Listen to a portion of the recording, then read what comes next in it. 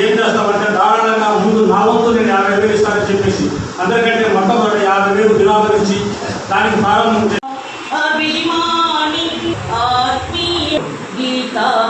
కుటుంబములను దేవుడు తోడుగా నుండి నడిపించాలి వారిని తమ తండ్రి వారి తోడుగా నుండి నడిపించాలి. అటువంటి సార్లు మన మధ్య లేకపోవడం షార్ట్ పీరియడ్లో సార్లు మన మధ్య నుంచి దూరం అవ్వడం అయినప్పటికీ తప్పదు. అప్పుడు వారి దేవుడు పశ్చిమ నడిపించాలని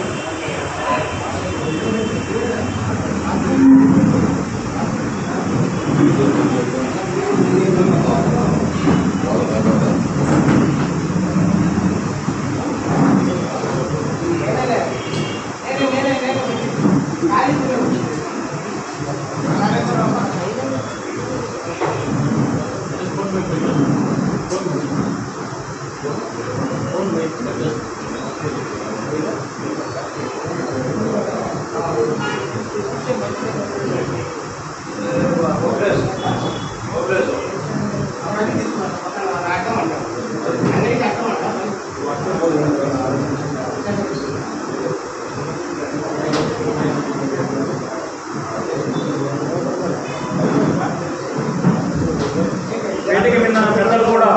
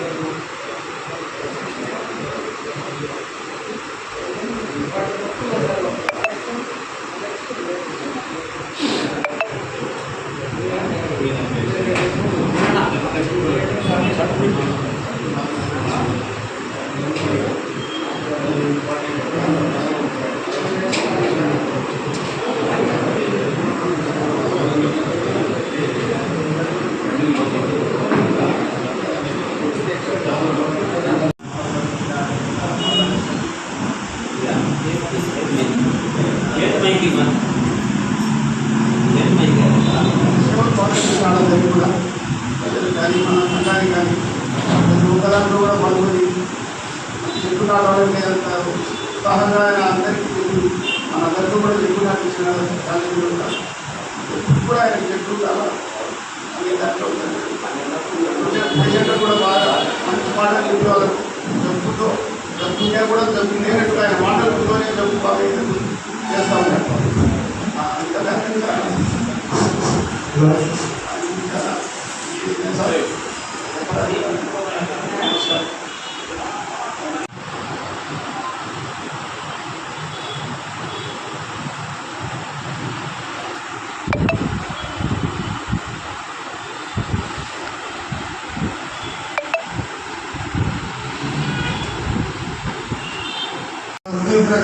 తెలియజేస్తుంది మన అధ్యక్షుడు మేధావిశ్వరుడు సారు మృదు స్వభావం.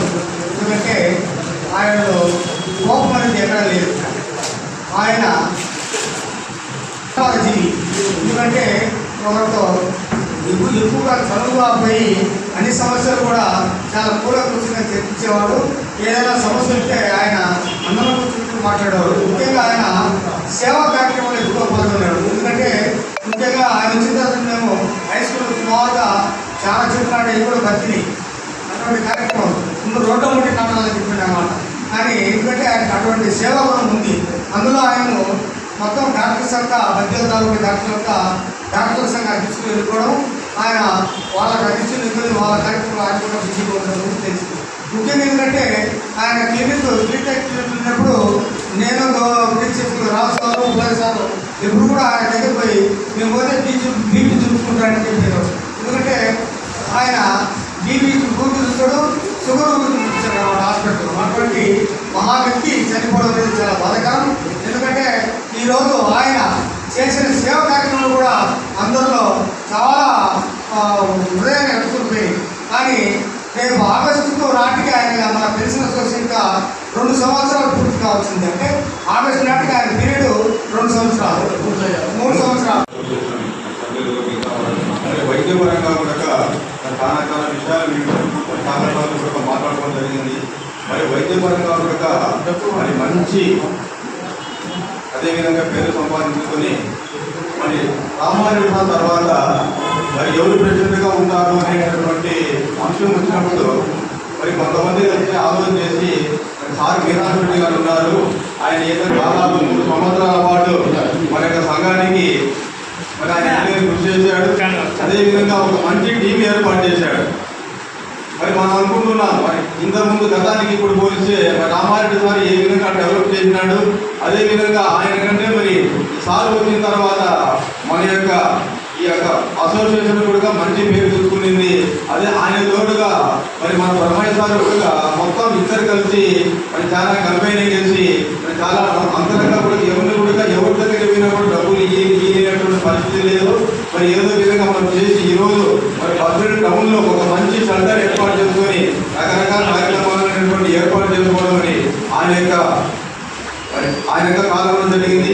మరి ఏది ఏమైనా కూడా సార్ కూడా చూసుకున్నాం, వారి ముందే చెప్పాడు నేను వైద్యపరంగా క్లినిక్ పెట్టుకున్నాను, నేను ఎప్పుడంటే ఇప్పుడు పోవాల్సింది వస్తుందంటే మరి ఓకే సార్, అలాగే మీకు ఇబ్బంది లేకుండా మాకు ఇబ్బంది లేకుండా ఉంటామని చెప్పేసి మరి చెప్పడం జరిగింది.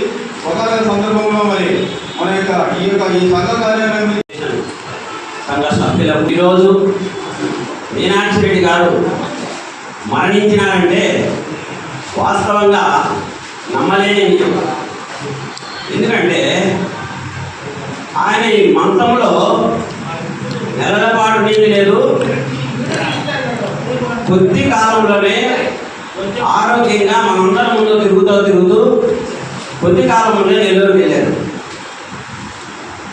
నాకైతే మా పిల్లలు పుట్టినప్పటి నుంచి ఫ్యామిలీ డాక్టర్ లాగా ఏ చిన్నదైనా సరే ఆ సహకారం పోయి మేము వైద్యానికి మాత్రలు ఆ బోయిలు వాళ్ళు వచ్చినాక బా బోయిలు అని మమ్మల్ని ఎగతాళి చేసేవాళ్ళు.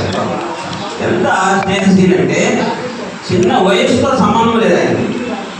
ఎవరు వచ్చినా కానీ ఆప్యాయంగా పలకరించడము, వాళ్ళ యొక్క క్షేమ సమాచారాలను కుటుంబ సమాచారాలు అడగడము అన్నీ కూడా ఆత్మీయత పంచుకునేటువంటి మిత్రుల్లాగా ఎన్నో ఏళ్ళ నుంచి ఆత్మీయంగా ఉన్నామనేటువంటి భావన ప్రతి ఒక్కరిలో కలిగించేటువంటి తత్వము స్నేహశీలి ఆ మీనాక్షి రెడ్డి గారిది. వారు అసోసియేషన్ అధ్యక్షుడిగా ఎన్నిక కావడం నేను కూడా పోయి ఆయన్ను ఆహ్వానించడం జరిగింది. అప్పుడు మృదుత్వంగా చిన్నగా ఆయన ఏం చెప్పాడంటే నాకు ఎక్కడ విలువ ఉంది అన్నాడు. లేదు సార్, దీనికి అర్హత ఉందాతనం మీకే ఉందని చెప్పడం జరిగింది.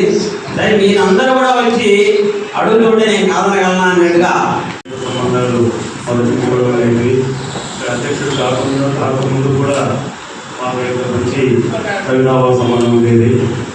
తర్వాత రామారెడ్డి సార్ గారు సందర్శన తర్వాత ఒక సందర్భంలో సార్ మీరు అధ్యక్షులుగా ఉంటే బాగుంటుంది అని ఒకసారి ఆలోచన చేస్తే అలాంటి ఆలోచన నాకు ప్రస్తుతం లేదు. మరి మన వాళ్ళు కొంతమంది వచ్చినారు స్వామి, ఆయన నాకు స్వామి అనేవారు. మన వాళ్ళు కొంతమంది వచ్చి ప్రపోజ్ చేశారు. మరి మీరందరూ కూడా సహకరిస్తే నేను ఉంటాను. కాబట్టి నా యొక్క వైద్య వృత్తికి ఆ సంఘ అధ్యక్షుడికి మరి అంత సమయం కేటాయించలేమో అని అన్నప్పుడు కూడా లేదు సార్, సరే ఆయన అధ్యక్షుడిగా ఉండడము, ఆయన యొక్క అధ్యక్షత కాలంలో మరి మనం ఈ యొక్క హాల్ పెన్షన్ కార్యాలయాన్ని అద్భుతంగా తీర్చిదిద్దుకోవడము, ఆయన యొక్క పేరు చిరస్థాయిగా నిలబడిపోవడం అనేది చాలా ఎందుకంటే ఇలాంటి శాశ్వతమైనటువంటి పని ఒకటి ఆయన యొక్క పీరియడ్లో నెరవేరడం అనేది చాలా గొప్ప విషయం. ఇది నాకు నిజంగా చాలా బాధగా, ఎందుకంటే ప్రతిరోజు సాయంత్రం కూడా మేము అక్కడికి పోతే కనీసం ఒక అర్ధగంట నిమిషాలు మాత్రం బాగా మాట్లాడేవాడు. ఆయన యొక్క విషయాలన్నీ కూడా చెప్పేవాడు. ఆయన రోజు వంట చేసుకునేది, ఆ వంట విషయాలన్నీ కూడా ఆయన అంత బాగా చెప్పేవాడు అనమాట. అలాగా ఆయన పర్సనల్ విషయాలన్నీ కూడా చాలా చెప్తూ అందరి యొక్క అందరినీ చనిపోయిన వారికి విశేషాలు అనుకున్నాము. అంటే అందులో వాస్తవంగా ఉండే వ్యక్తులు డాక్టర్గా వృత్తిలో ఉన్నా ఆయన నేను డాక్టర్నే అనే భావన ఎక్కడా లేకుండా అందరిలో మామూలు మనిషిలాగా కలిసిపోయే ఒక గొప్ప సంస్కృతి కలిగిన మహనీయుడు. తర్వాత సంఘాలలో సేవ చేయాలా అనే తపన ఎంతో ఇంట్రెస్ట్గా తన సొంత ఆదాయాన్ని కూడా పక్కన పెట్టి సంఘ సేవ కోసం ఎంతో బాగా కృషి చేసిన వ్యక్తి, మాలో కలిసిపోయిన వ్యక్తి, మమ్మల్ని ఎంతో ఆదరించి అభిమానించిన వ్యక్తి. ఆయన ఈరోజు ఈ సభలో లేకుండా ఆయన కార్యక్రమాన్ని కీర్తిశిక్షులుగా శ్రద్ధాంజలి జరుపుకుంటున్నామంటే చాలా బాధాకరము. ఆయన ప్రతి మనిషి సంఘటన జరిగేది అమ్ములే. కాబట్టి అపార కృపాశీలుడు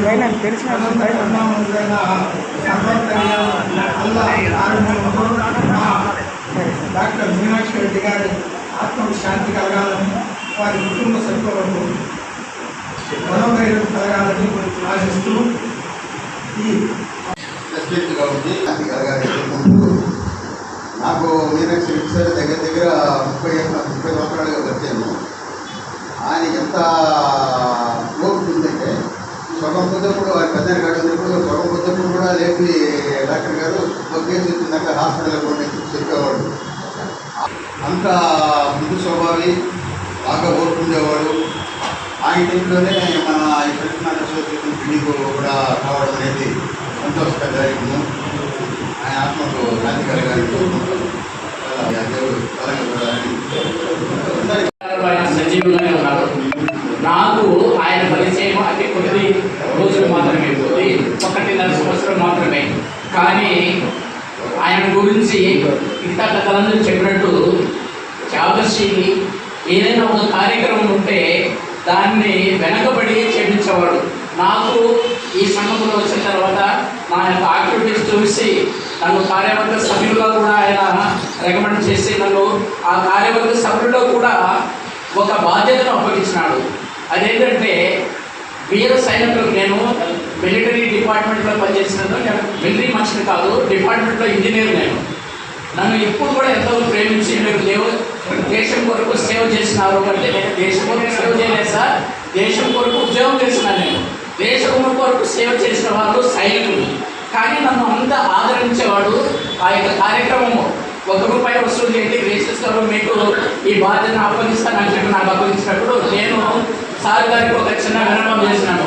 ₹1 నేను వసూలు చేయలేను సార్, ఎందుకంటే ₹1 ₹10 ఇచ్చిందంటే నేను ₹9 ఎక్కడ వాళ్ళకు తిరిగి ఇవ్వగలను. మీ అనుమతితో ₹10 చేస్తాం సార్ అంటే సంబంధించినాడు. ఆ కార్యక్రమం దిగ్విజయముగా ఇప్పుడు ఆగస్టు నుంచి ఇప్పుడు జరుగుతూ ఉంది. ప్రతి నెల ₹500 మన వాళ్ళ ముందు మంచి సహకారంలో మంచి మనసుతో ఇచ్చినారు. అది ఈ నెల సెప్టెంబర్ వరకు, ఆగస్టు వరకు జరుగుతుంది. దాన్ని తదుపరి కూడా మేము కంటిన్యూ చేయాలని కార్యవర్గ సభ్యులు అనుకున్నాము. కాబట్టి అటువంటి క్రియాశీల ఖండించడము, మన సభ్యులందరూ కలిసి ఒక అవగాహన ఏర్పడి వారి కుటుంబ సభ్యులను పిలవల్పి ఈ యొక్క మీటింగ్ ఏర్పాటు చేయడం అనేది. కనుక ఆయన ఎటువంటి వాడంటే ఈ బిల్డింగ్ కట్టేటప్పుడు ఎప్పుడు హాస్పిటల్లో ఎప్పుడు ఆ యొక్క కార్యక్రమానికి అదైందో మాకే తెలియదు. గబగబా బోర్డు వచ్చిన వెంటనే ఆయన గబాను చూస్తాడు, వెంటనే వచ్చి ఉంటాడు. మేము బయటికి పోయి టీ తాగి వచ్చినప్పుడు ఆయన ఉంటాడు.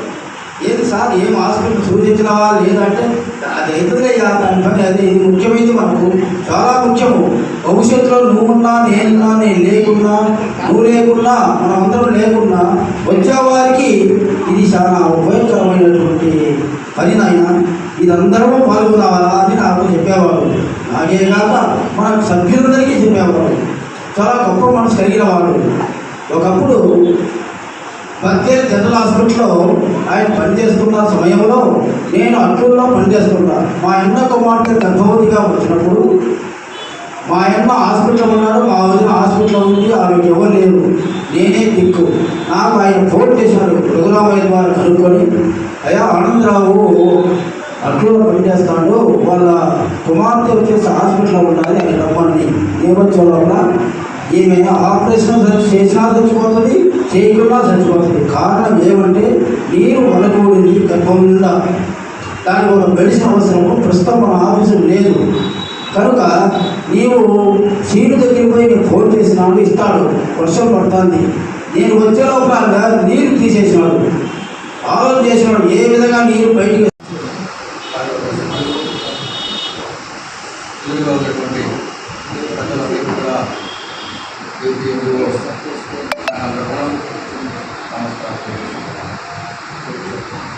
వినాయక రెడ్డి సార్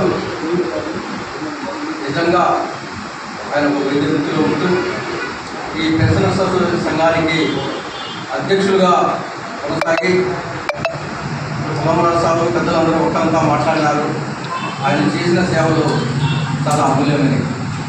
ఆయన క్లినిక్లో ఉంటూ కూడా పేషెంట్స్ అక్కడ ఉన్నప్పటికీ కూడా ఆ సమయాన్ని కేటాయించి మళ్ళా కూడా ఈ యొక్క పెన్షన్ అసోసియేషన్ ఆఫీస్లో కూర్చోవడము, పెద్దలతో మిలాయిలతో మాట్లాడము, డిస్కస్ చేయడము, ఈ పెన్షన్ సంఘానికి ఆయన పడిన కృషి అమూల్యమని పెద్దలందరూ కూడా తెలియజేయడం జరిగింది. ఆయన వైద్యుడితో ఉన్నప్పుడు కూడా డాక్టర్ వినాయక రెడ్డి సార్ గారు మాధవరము, గోపురము, రీపురము, బద్వేలు వివిధ మండలాల్లో పనిచేసినప్పటికీ కూడా ప్రతి ఆరోగ్య కార్యకర్త చిన్న స్థాయి నుంచి జిల్లా స్థాయి ఆఫీసర్ కూడా గుర్తింపుతున్నటువంటి డాక్టర్ వినాయక రెడ్డి సార్ ప్రతి ఒక్కరితో ఆప్యాయతగా ప్రేమతో పలకరించడం, చాలా గౌరవంగా చిన్నవాడిని కూడా ఆప్యాయతగా ప్రేమతో పలకరించే తత్వము డాక్టర్ వినాయక రెడ్డి సార్. ఆయన కుమారుడి వివాహానికి కానీ ఆయన కుమార్తె వివాహానికి కూడా ప్రతి ఆరోగ్య కార్యకర్త ఇంటికి స్వయంగా పోయి ఇన్విటేషన్ ఇచ్చి ఆహ్వానించినటువంటి గొప్ప వ్యక్తి డాక్టర్ వినాయక రెడ్డి సార్. ఎగర్వి, మితవాది, అజాత శత్రువు. ఆయన లోని లోటు ఈ పెన్షన్ అసోసియేషన్ సంఘానికే కాదు, ఏపీ ఎన్జిఓ సంఘానికి కానీ బద్వేలు తాలూకా ప్రజలందరికీ కూడా లోటు నేను భావిస్తున్నాను. ఎందుకంటే ఆయన చాలా సుదీర్ఘకాలంగా ఈ బద్వేలు తాలూకాలో పనిచేసి నాన్ లోకల్ అయినా కూడా ఇక్కడ లోకల్ స్థానానికన్నా ఎక్కువ ప్రాధాన్యత సంపాదించిన వ్యక్తి గొప్ప వైద్యాధికారి డాక్టర్ వినాయక రెడ్డి సార్. మరి ఆయన అకాల మరణం. ఆయన స్వయంగా ఆయన ఏ వస్తువులు ఆయనకు గృహానికి ఆయన ఆహార అలవాట్లు ఏది ఉన్నాయో ఆయన స్వయంగా కాలినడకగా వచ్చి స్వయంగా తీసుకొని పోయి ఆయన వంట చేసుకునే వ్యక్తి. స్వర్గోత్తులు ఆయన శ్రీమతి గారికి కూడా పాపం ఆయన పెరాలసిస్ ఇచ్చి బెడ్డైతే ఆమెకు స్వయంగా సేవ చేసి ఒక తల్లి బిడ్డకు చిన్న బిడ్డకు ఏ విధంగా సేవ చేస్తుందో మరి భర్త భార్యకు అటువంటి అమూల్యమైన సేవలు అందించి మరి అటువంటి మంచి పేరు తెచ్చినటువంటి వ్యక్తి డాక్టర్ వినాయక రెడ్డి సార్. మరి ఆయన తీరని లోటు చాలా బాధాకరం.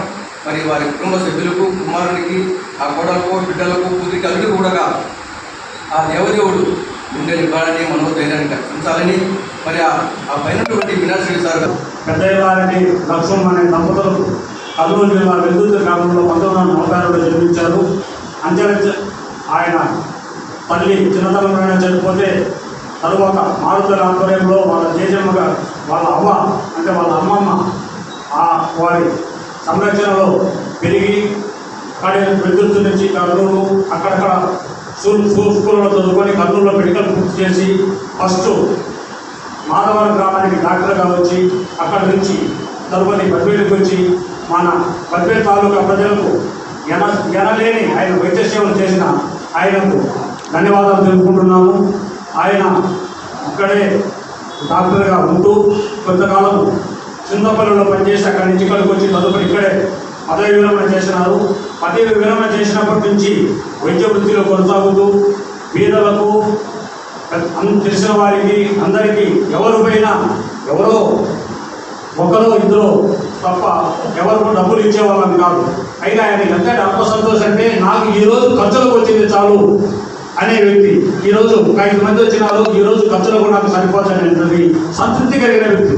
మామూలుగా వైద్య వృత్తులు ఎవరైనా దండిగా సంపాదించుకోవాలా, దండిగా కావాలని ఆలోచన చేస్తారు. కానీ నాకు ఈరోజు ఖర్చులకు వచ్చింది నాకు చాలు అనేటువంటి సంతృప్తి కలిగిన వ్యక్తి ఆయన. రామారెడ్డి మరణం తరువాత మరణానికి ముందు ఇక్కడికి వస్తున్నాడు, వచ్చి కూర్చొని పోతా ఉన్నాడు. అయితే రామారెడ్డి గారు మరణించిన తర్వాత మన పెన్షన్ సంఘాన్ని ఒక తాటికి నడపగలిగిన వ్యక్తి ఎవరని కానీ 5-6 మందితో రాఘవరెడ్డి, లక్ష్మీరెడ్డి కొందరు మిత్రులతో పరిచయం మాట్లాడడం జరిగింది.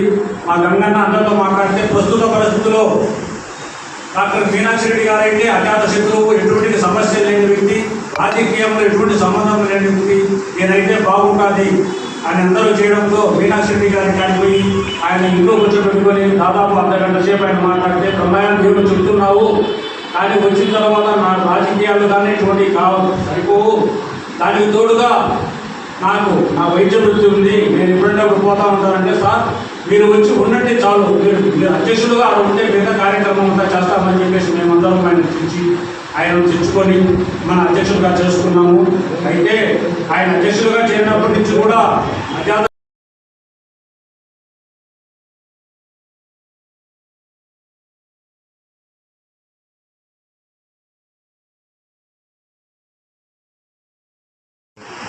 ముఖ్యంగా నేను 36 సంవత్సరాలు government degree colleges government college పనిచేస్తే దాదాపు 33 సంవత్సరాలు మీనాక్షి రెడ్డి గారు పద్వేల్ తాలూకాలో పనిచేశారని తెలుసుకున్నాను. ఎక్కువ అనుబంధము ఈ పద్వేల్ తాలూకా ప్రజలతోనే ఉంటాయండి ఎక్కువగా. అందుకే నిన్న చాలామంది దాదాపు 200 నుంచి 250 వరకు వచ్చారు అక్కడికి, ఆయన బాడీ దగ్గరికి. చాలా బాధకరంగా అయింది ఆ విషయంలో. అయితే సారు చాలా మృదు సుభాష్ అంటే చాలా తక్కువ చేసి మాట్లాడతారు. లెఫ్ట్ అది అన్నీ అంటే చూడండి, తక్కువ మాట్లాడి ఎక్కువ పని చేయమని అట్లాగా ఆయన అటువంటి స్వభావం. తర్వాత అత్యాశత్రుడు అందరితో బాగుంటాడు. తర్వాత స్నేహశీలి అందరినీ ఉదయపూర్వకంగా ఆహ్వానిస్తారు. అందుకే ఈ కార్యాలయానికి ఒక ప్రెసిడెంట్ అవసరం ఉన్నప్పుడు నేను ఆయన పేరే సలహా ఇచ్చాను. మన వాళ్ళకి is the best person, dignity వాళ్ళు మెయింటైన్ చేస్తాడు. బట్ ఆయన వృత్తి కూడా వైద్య వృత్తి చాలా బాగుంటుంది. అందరికీ బట్టి కూడా సలహా ఇచ్చాను ఆ రోజుల్లో. కాబట్టి అటువంటి వ్యక్తి మన అందరినీ మించిపోవడం అనేది చాలా బాధాకరంగా ఉంది. ఆయన 2015-16 ప్రాంతంలోనే పరిచయం నాకు. అంతకుముందు నాకు పరిచయం లేదు. నేను చెప్పినా కదా నా సర్వీస్ అంతా చుట్టుపక్కల కర్నూలు జిల్లా డిగ్రీ కాలేజ్ ఒక ఫ్రెండ్లీగా మాట్లాడే అందరూ గవర్నమెంట్ వాళ్ళు దేవరెడ్డి వారు దేవరెడ్డి వారు అని పిలిచారు. ఊరుంటే పిలుస్తారు కానీ ఇంటర్మీడియట్ పిలిచేవాడు కాదు. సార్ ఎంతో మాకు ఇంత ముఖ్యంగా ఉండేవాడు, ఒక బంధువులాగా ఉండేవాడు. డాక్టర్లాగా కాకుండా ఒక బంధువులాగా ఉండేవాడు. నాకు ఎంతోమంది అందరూ మెసేజ్ సార్ చనిపోయిన మెసేజ్ పెట్టారు కానీ ఎన్ని గంటలకు కార్యక్రమం అయిపోతుందని ఒక్క గ్రూప్లో కూడా పెట్టలేదు. కార్యక్రమం ఏమైనా చేస్తానని మేము చూసి కూడా చూడలేకపోయినాము. చాలా బాధాకరంగా ఉంది. సార్కు ఆత్మశాంతి కలగాలని దేవుని ప్రార్థిస్తున్నాం. వేదిక మీద ఉన్న పెద్దలు గారు మంచి వ్యక్తి అనడంలో 100% అందరం అంగీకరిస్తున్నాం. ఎందుకంటే అలాంటి వ్యక్తి ఆయన మొహమాటానికి చెప్పాల్సిన అవసరం లేదు. ఆయన మనస్ఫూర్తిగా ఆయన అభినందిస్తాను. ఆయన డాక్టర్ వృత్తిలో కూడా ఒక మంచి డాక్టర్గా పేరు తీసుకున్నాడు. మేము పిల్లల నుంచి చెప్పి ఆ వృత్తిలో గౌరవం తీసుకోవడంలో నెంబర్ 1 అనే చెప్పచ్చు.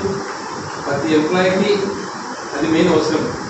ఏ వృత్తిలో ఉన్నా కూడా ఆ వృత్తికి ఉన్నతి అవ్వడం, ఆ వృత్తికి నిజాయితీగా పనిచేస్తేనే మనకి ఈ రోజు ఆ గౌరవం దొరుకుతుంది. సో అలాంటి గౌరవాన్ని తగ్గించుకున్న వ్యక్తి అయినా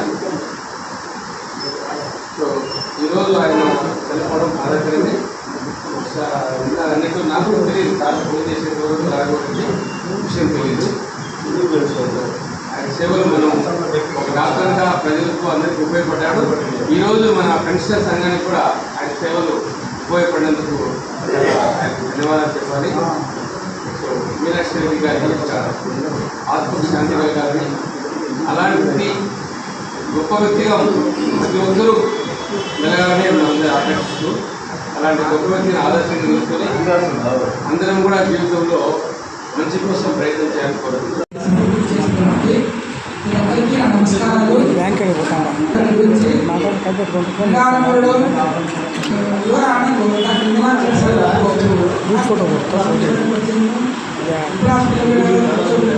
ఆయన చిన్నతో మాట్లాడేవాడు. ఆయన వైద్యపరంగా వైద్యం కంటే కూడా ఆయన మాటల వల్లనే సగం వైద్యం పేషెంట్ నైవేద్యం. ఆ మాటలు తీరును బట్టి చూడవచ్చు. ఆయన ఏ విధంగా ట్రీట్మెంట్ చేయాలా, ఎలా చేయాలనేది ఆయన చూసి ప్రతి ఒక్క డాక్టర్ కూడా నేర్చుకోవాలని నేర్చుకుంటున్నాను. మీరు ఆ విధంగా ప్రకటించడము, నవ్వుతా మాట్లాడటము ఇతడే సగం వ్యాధి నాకు నైవేద్యం. అటువంటి డాక్టర్ మీనాక్షి రెడ్డి గారు చనిపోవడం అనేది ప్రతి ఒక్కరికి బాధ కలిగిస్తూ ఉంది. మరి ఎన్ని పనులున్నా కూడా సార్ ఖచ్చితంగా మన సంఘానికి రావడము, వచ్చి కూర్చోవడం మళ్ళీ ఆయన కార్యక్రమాలైనా నిర్వహిస్తుండేవాడు. కాబట్టి ఆయన ఆత్మకు శాంతి చేయాలనుకుంటున్నాం. అదేవిధంగా వారి కుటుంబానికి మనోధైర్యాన్ని ఇవ్వాల్సిందిగా ఆ దేవుడిని ప్రార్థిస్తూ ఈ అవకాశం అందరికీ నమస్కారం. సార్ చనిపోయిన వార్త మెసేజ్ చూస్తున్నారే నాకు చాలా తృప్తిగా పెట్టింది. ఎందువల్లంటే నన్ను బతికించింది ఆయనే. డబుల్ టైఫాయిడ్ తగ్గి నేను మంచంలో పడిపోయాను. ఒక 3 నెలలు లేరా. సార్ దగ్గరికి పోతే నా భార్య అక్కడ దగ్గరికి పోతే మా డైలీ హాస్పిటల్ తీసుకున్నా మెడిసిన్ వేస్తాను. మీరు రిక్షాలో తీసుకొని రండి, నేను అర్థం కాదు కదా, తీసుకొని రండి, నేను ఇంజక్షన్ వేసి అతన్ని ట్రీట్మెంట్ చేస్తాను. ఎక్కడికి పోవాల్సిన పని లేదు, నేను బతికించేది గురించి నాది అని నా భార్య గ్యారెంటీ ఇచ్చినాడు. చిన్నపిల్లలు ఉంటారు 2. ఆ చిన్నపిల్లల కోసమన్నా మీరు జాగ్రత్త తీసుకోండి అంటే నా పరిస్థితి కూడా బాగాలేదు. ఆ కొత్త ఉద్యోగంలో చేరినాను. 350 రూపాయలు నా జీతం. నా భార్యకు అప్పుడు 10th క్లాసే అయిందండి. మళ్ళా చదివించుకొని ఆమె టీచర్ అయింది. దాని విషయం వేరే. సారు దయ వల్లనే నేను బతికి పట్టగలిగాను. దానికి సారుకు నేను ఎప్పుడు రుణపడి ఉంటాను. ఆయన ఆత్మకు శాంతి చేకూర్చాలని నిన్నగా ప్రార్థించిన దేవుడి ఉదయం కూడా ప్రార్థించిన. నాకు ఈ అవకాశం ఇచ్చినందుకు నమస్కారం. మేము ఈరోజు దురదృష్టకరం. ఆయన వైద్య వృత్తిలో కానీ ప్రెసిడెంట్ అధ్యక్షుడిగా కానీ ఎన్నో రంగాలలో రాణించినారు.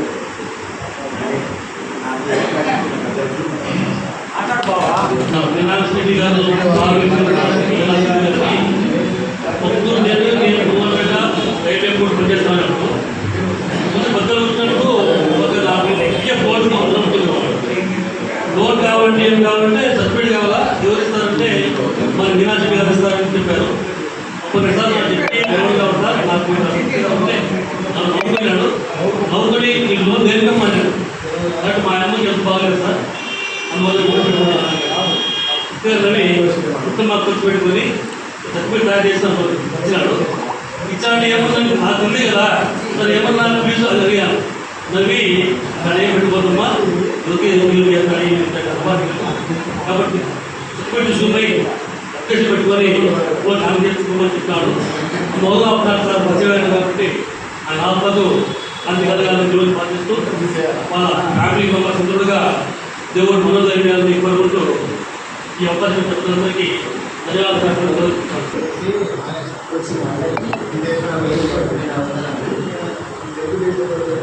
నేను కూడా వయసు మీద రిక్వెస్ట్ చేయబడి కూర్చోవడానికి కారణము ఎంతో అభిమానించే మీనాక్షి రెడ్డి సార్ గారి సంతాప సభకు కారణం రావడం నాకు చాలా దుఃఖంగా ఉంది. ఒకసారి సార్ ఇలా ఏది డిసైడ్ చేశారు మన పెన్షన్ మీటింగ్ లేదు సెకండ్ టైం అందుకు సార్ పేషెంట్లను లేదంటే ఇక్కడ ఫ్రెండ్స్లను సార్ ఒక మెడికల్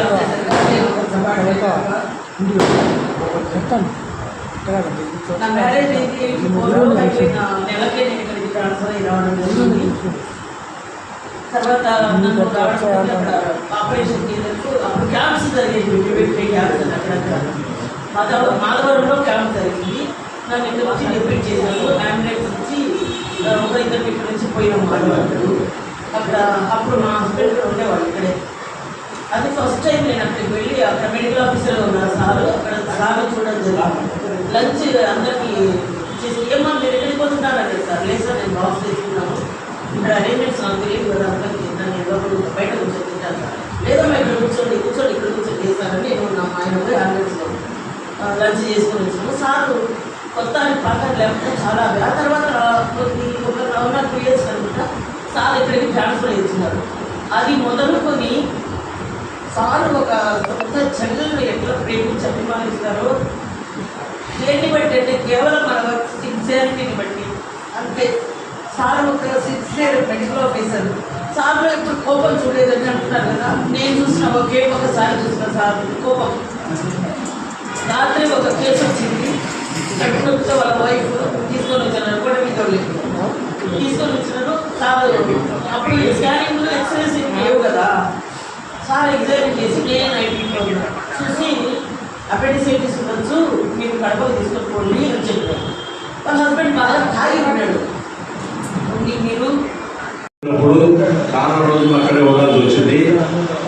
నేను ఈ సంఘానికి రెగ్యులర్గా పనిచేస్తున్నాను కాబట్టి సార్ ఎప్పుడు ఫోన్ చేసి నన్ను అడిగేవాడు, మరి ప్రతి నెల కొన్ని ఖర్చు ఉంటాయి కదా ఎట్లా చేస్తున్నారు మీరు అంటే ఎన్నోసార్లు మేమే ప్రతి నెల ప్రతి ఒక్కరు పెట్టుకుంటున్నా ఉన్నప్పుడు అట్లా కాదు, ఎవరైనా నా దగ్గరికి వచ్చినప్పుడు చెక్కు పంపిస్తే నేను కొన్ని ఖాళీ చెక్కుల మీద సంతకాలు పెట్టలేని అన్నప్పుడు మన రాఘవేంద్ర ద్వారా చెక్కు పంపడం జరిగింది. మరి సుమారు మరి వారు ఆ విధంగా చేయడం ఎందుకంటే మా మీద ఉండే సార్ ఉండే నమ్మకము, మాకు సార్ మీద ఉండే నమ్మకంతో మరి పెద్ద పెద్ద కార్యక్రమాలు ఆయన సార్ను ముందు పెట్టుకొని చేసుకున్నాము. ఈరోజు ఇక్కడ ఈ సమావేశ మందిరంలో మాట్లాడుతున్నామంటే సార్ యొక్క కృషి ఎంతో ఉంది కాబట్టి వారి ఆత్మకు శాంతి కలగాలని భగవంతుని ప్రార్థిస్తూ ఈ అవకాశం. అందరికీ నమస్కారం.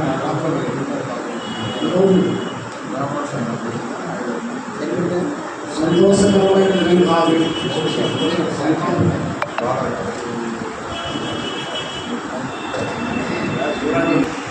ఈ 3 సంవత్సరాల్లో